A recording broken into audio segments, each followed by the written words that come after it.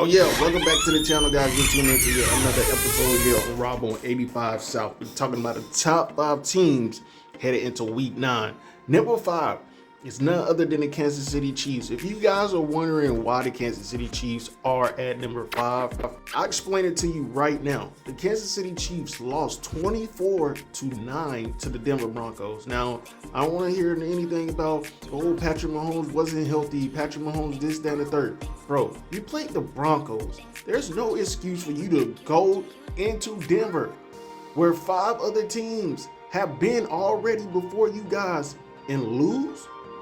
You mean to tell me the Las Vegas Raiders, the Washington Commanders, who I always try to call them Commodores for some reason, the Chicago Bears lost to them, but you guys know they're the Chicago Bears, and they lose to the New York Jets. All those teams figure out a way to get a win, and you guys don't?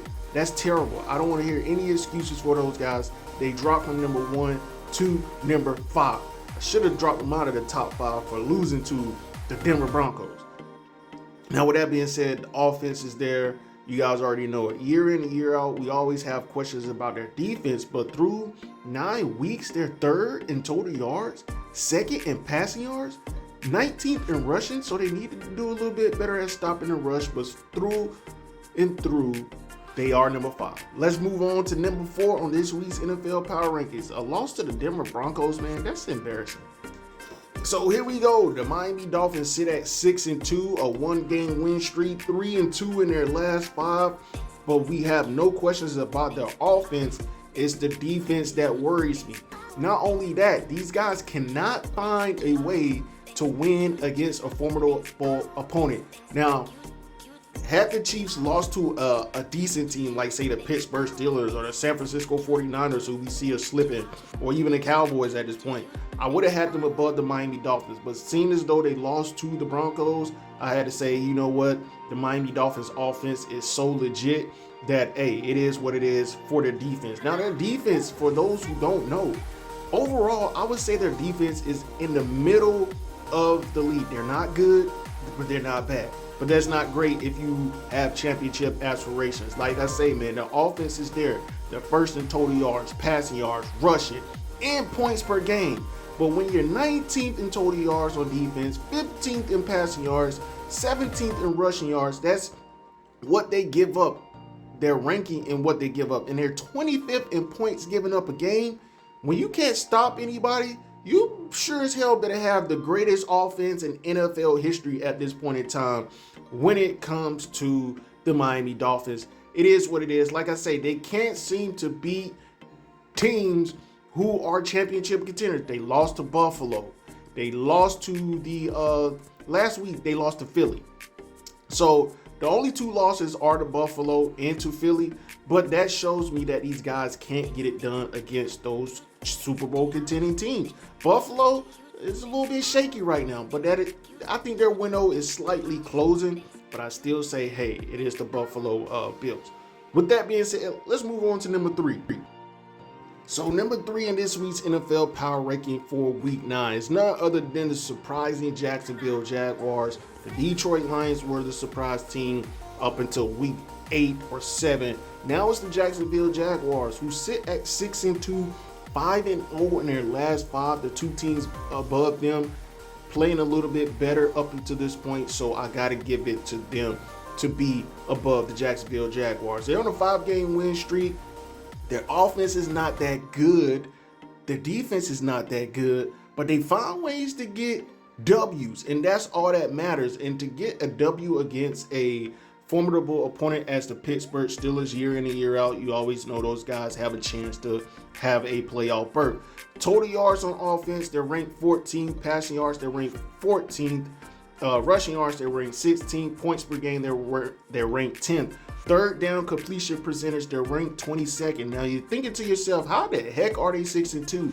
I think it's because Trevor Lawrence is their quarterback, and he is the answer for the Jacksonville Jaguars going into the foreseeable future. They just need more pieces on defense and offense, but they're building something special down there in Duval. Now, on the defensive side of things, they're ranked 20th in total yards, giving up 354. Passing yards, they're ranked 31st in the league. Rushing, they're ranked 4th. That's the only bright spot out of this whole entire team. They can stop the run, but let's see who they have on their resume in terms of stopping the run. Indianapolis Colts, Kansas City Chiefs, Houston, 2 straight L's at the opening game. Their game at the opening the season with the win against the Indianapolis Colts. They lost 2 straight. Ever since losing 2 straight, they beat the Atlanta Falcons, the Buffalo Bills, got their get back on the Indianapolis Colts, beat the New Orleans Saints and the Pittsburgh Steelers. Now, all those teams don't have a running game, don't have an elite running game. Outside of the New Orleans Saints, you can say Alvin Kamara, but come on, man. The Jacksonville Jaguars, up until this point, are playing great. Now, the resume speaks for itself. They can't beat. They haven't beat.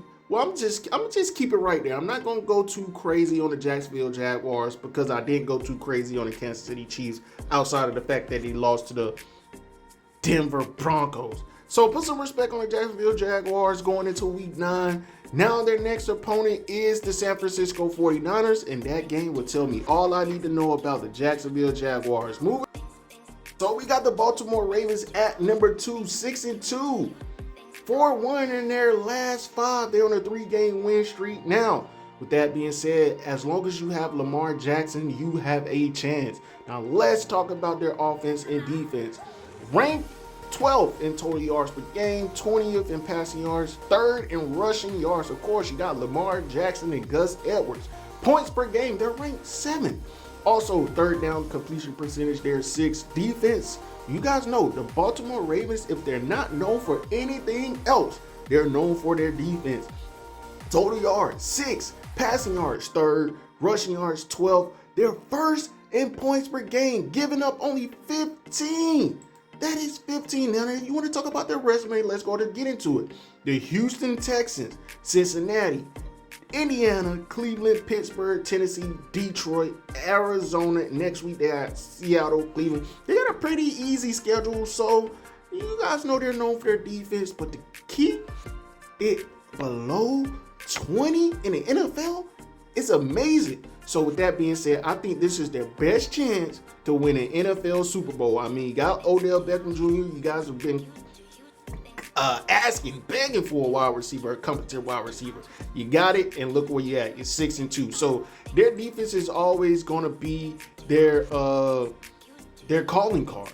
Now you got Lamar Jackson. You got a run game. You got some weapons for him. Let's see if he can get it done deep in the playoffs. Not one game. We want to see you get to the NFL Super Bowl, and this is their best chance to do that. Sitting at 6-2, number 2 on this week's NFL Power Ranking. Up until this point, I would say going into week 9, they're better than the Dolphins, they're better than the Chiefs, and they're better than the Jacksonville Jaguars right now, based off what I saw Sunday. So let's go ahead and get into number 1. Oh, is it a surprise? So number 1 on this week's NFL Power Rankings is none other than the Philadelphia Eagles. You guys know the Philadelphia Eagles were able to do something that not a lot of teams have been able to do, and they stopped the number 1 rushing attack in the league, the Miami Dolphins. They did that last week, which opened my eyes, and I said, you know what, maybe the Eagles have learned their lesson up until this point when they played the Miami Dolphins.